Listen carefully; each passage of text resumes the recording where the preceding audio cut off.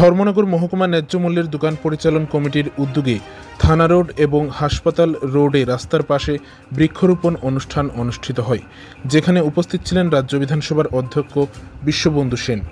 14 মে মঙ্গলবার সকাল আনুমানিক 9টা নাগাদ উত্তর ত্রিপুরা জেলার জেলা সদর ধর্মনগর শহরের হাসপাতাল রোড এবং থানা রোডে রাস্তার পাশে ধর্মনগর মহকুমা ন্যায্য মূল্যের দোকান পরিচালন কমিটির উদ্যোগে বৃক্ষরোপণ অনুষ্ঠান অনুষ্ঠিত হয়, যেখানে এই অনুষ্ঠানে উপস্থিত ছিলেন ধর্মনগরের বিধায়ক তথা রাজ্য বিধানসভার অধ্যক্ষ বিশ্ববন্ধু সেন, যুব মোর্চার ধর্মনগর মণ্ডলের মণ্ডল সভাপতি রাহুল কিশোর রয়, ধর্মনগর মহকুমা ন্যায্য মূল্যের দোকান পরিচালন কমিটির সম্পাদক বিশ্বজিৎ দেব, সভাপতি বাবলি রানী দাস, কোষাধ্যক্ষ মিতালি দেব, কাউন্সিলর অমর দেব সহ সকল সদস্যরা।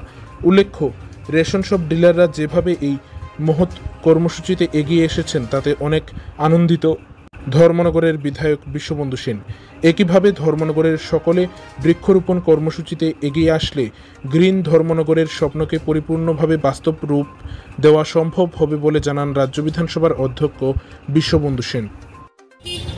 আমরা ধর্মনগর ন্যায্য মূল্য দোকান পরিচালন কমিটির পক্ষ থেকে আমাদের যে এই গোটা ভারতবর্ষে এবং আমাদের যে এই রাজ্যে যে গরমের যে তাপ সৃষ্টি হয়েছে, একমাত্র প্রকৃতিকে বিভিন্নভাবে ধ্বংস করার কারণে এই তাপ সৃষ্টি হয়েছে।